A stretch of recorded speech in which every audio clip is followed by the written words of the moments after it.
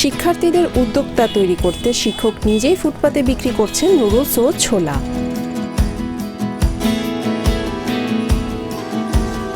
আর এই দোকানে part time কাজ করার সুযোগ পাচ্ছে শিক্ষার্থীরা। পড়ালেখা শেষ করে চাকরির পিছে না ছুটে উদ্যোক্তা হওয়ার পদ্ধতি হাতে কলমে শিখতে পারছেন আগ্রহীরা।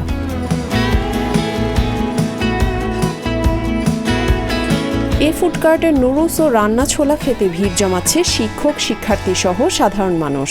মাত্র কয়েক ঘন্টার ব্যবসায় প্রতিদিন আয় হচ্ছে 2 থেকে 3 হাজার টাকা। শিক্ষার্থীরা যখন লেখাপড়া শেষ করে চাকরি অথবা প্রবাসে যাওয়ার জন্য আগ্রহ প্রকাশ করছে, সেই সকল শিক্ষার্থীদের উদ্যোক্তা হওয়ার বিষয়ে আগ্রহী করার জন্য এই উদ্যোগ নিয়েছেন মেহেরপুরের গাংনী উপজেলার বামনদিয়া নিশিপুর স্কুল অ্যান্ড কলেজের শিক্ষক মোস্তাফিজুর রহমান। শিক্ষকরা প্রত্যেকে মানুষ গড়া কারিগর, কিন্তু কেন জানি না যে এমন আমাদের ছাত্রছাত্রীরা বিপদগামী হচ্ছে, বিভিন্ন পথে চলে যাচ্ছে বা বেকারের জীবনযাপন করছে। এই বেকার জীবনের থেকে, অভিশাপ থেকে মুক্ত হওয়ার জন্য আমি ছোট্ট একটা প্রয়াস নিয়েছি আর কি। যেহেতু আল্লাহ তাআলা ব্যবসাকে বৈধ এবং সুদকে হারাম করছে, সেই হিসাবে আমি এই ক্ষুদ্র একটা প্রোগ্রাম নিয়েছি, যাতে এর মাধ্যমে আস্তে আস্তে এই ব্যবসাটা যাতে ছড়িয়ে দিতে পারি এবং যে পজিশনে আছে, যে যেখানে আছে, সেখান থেকে তার সিচুয়েশন অনুযায়ী কাজ করতে পারেন। আমার এই কাজের জন্য বেশি টাকার প্রয়োজন হয় না। স্বল্প মূল্যে, স্বল্প পরিশ্রমে অধিক মুনাফা লাভ করা সম্ভব। যেখানে যে সিচুয়েশন তৈরি হবে, সেই সিচুয়েশন অনুযায়ী যেখানে যে চাহিদা, আসলে খাদ্য আমাদের মেহেরপুর জেলায় বামন্দি জায়গায় যে খাদ্যর চাহিদা আছে, সেটা কিন্তু ঢাকা শহর বা অন্য জেলায় নাই। সেক্ষেত্রে আমার এই সিচুয়েশন অনুযায়ী আমি এখানে বিবেচনা করে দেখছি যে এইখানে নতুন করে নুডলস এবং ছোলা, ঘুগনি এই দুটা নেই। আমরা এখানে দেখছি যে এবার চাহিদা প্রচুর আছে এবং খাদ্যের দিক দিয়ে মানসম্মত। এখানে অন্যান্য খাবারগুলোর তুলনায় এই খাবারটা সুস্বাস্থ্যকর, পরিবেশের জন্য ভালো, শরীরের জন্য ভালো। সেই অনুযায়ী আমি এই ব্যতিক্রমে একটা জিনিস চেষ্টা করছি যে সকলের মধ্যে ছড়িয়ে দেয় এবং বেকারদের জন্য একটা অনুপ্রেরণার জায়গা তৈরি করা। শিক্ষক মোস্তাফিজুর রহমানের দাবি, লাখ লাখ টাকা খরচ করে বিদেশে যে 20 থেকে 50 হাজার টাকা বেতনে চাকরি না করে দেশে বসে বুদ্ধি খাটিয়ে ভ্রাম্যমাণ ব্যবসা প্রতিষ্ঠান গড়ে তুলে মাসে আয় করা যায় প্রায় লাখ টাকা।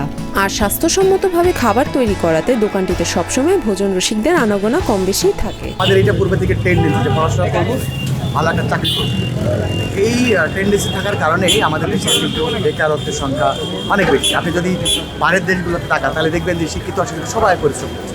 যদি একটা মানুষ চাকরির পেছনে না দৌড়িয়ে সে যদি নিজে একটা কর্মসংস্থান তৈরি করে, তাহলে সে যেমন স্বাধীন একটা ব্যবসা পাইল, সেই সাথে কিন্তু সে স্বাধীনভাবে নিজের জীবনটাকে পরিচালনা করতে পারবে।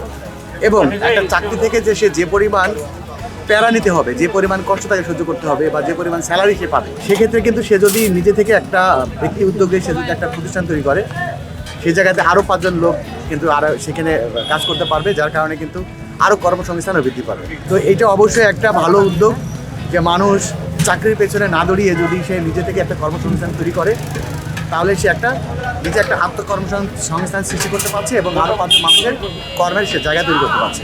তার এই ভ্রাম্যমাণ দোকানে বর্তমানে কাজ করছে তারই শিক্ষার্থীরা। মূলত শিক্ষার্থীদের চক্ষু লজ্জা ও ভয়কে দূর করতে এমন উদ্যোগ নিয়েছেন শিক্ষক মোস্তাফিজুর। এখানে বেশি পরিমাণ টাকার প্রয়োজন নেই। 30-35 হাজার টাকা দিয়ে একটা ভ্রাম্যমাণ গাড়ি তৈরি করা সম্ভব এবং সেই গাড়ির মাধ্যমে প্রতিদিন যদি ওরা বিকেল 4:30টা বা সন্ধ্যা থেকে শুরু করে 8:30 বা 9টা এইটা সময়ের ভিতরে যদি পরিশ্রম করে, মাত্র 2 ঘন্টা 3 ঘন্টা, তাহলে পরিশ্রম করলে তারা মোটামুটি 2 থেকে 2.5 হাজার টাকা ইনকাম করতে পারবে।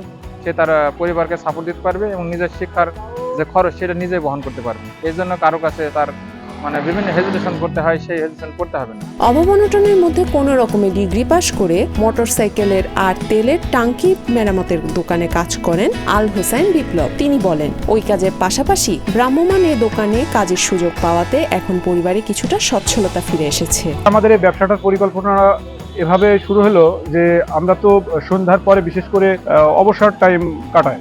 তো আমরা চিন্তা ভাবনা করলাম যে এই টাইমটুকু তো আসলে আমরা কাজে লাগাতে পারি। আমরা উন্নত বিশ্ব দেখেছি, যে যাই জব করুক না কেন পাশাপাশি একটু পার্ট টাইম করার চেষ্টা করে। তো সেখান থেকে আমাদের চিন্তা ভাবনা আমরাও কিছু করতে পারি কিনা।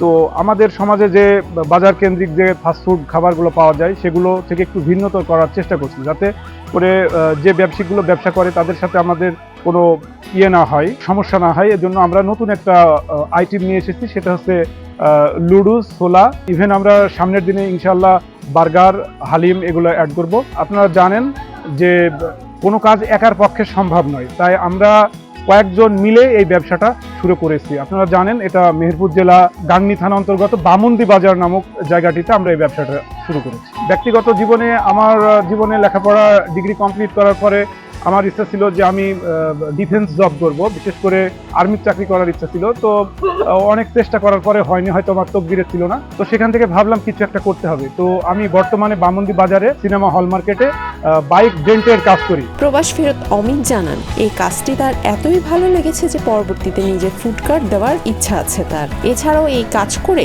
নিজে পড়ালেখার খরচ জোগাতে পেরে আনন্দিত এই কর্মীরা। আমি আর অমিত ভাই আছি, আমরা দুই ভাই হচ্ছে আপনার বিকালে এসে সব রেডি করে এখানে নিয়ে আনি, আর ভাই আর আমাদের সন্ধ্যার পরে দোকান বন্ধ করে আমাদের এখানে আসে।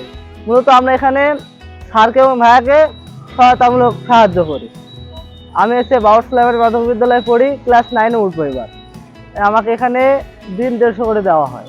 মুস্তাফিজুরের মতো উদ্যোক্তা তৈরি হলে প্রবাসে যাওয়ার প্রতি আগ্রহ কমতে থাকবে এবং দেশের ভালো কিছু হবে বলে ভাবছেন ক্রেতারাও। ওনার ছাত্রদের জন্য বা আমরা যারা বেকার যুবক আছে আমাদের জন্য এটা একটা মেসেজ যে আসলে একজন মানুষ বেকার জীবন যে অভিশপ্ত। উনি পেশায় শিক্ষকতা করেন, টিউশনি করেন, পাশাপাশি এই সন্ধ্যার পরে মাগরিবের নামাজ দিকে এশার নামাজের এই গ্যাপটুকুতে উনি এই 1 ঘন্টা নুডলস বিক্রি করছেন। আসলে উনি ওনার শিক্ষার্থী এবং বেকার যুবকদের একটি মেসেজ দিয়ে দিচ্ছেন যে আসলে যদি আপনার কাজ করার ইচ্ছা থাকে সেটা যে কোনো সময়ই করতে পারেন এবং আপনি ভালো কিছু করলে সবসময় আপনার সাথে সাধারণ মানুষ সহযোগিতা করবে।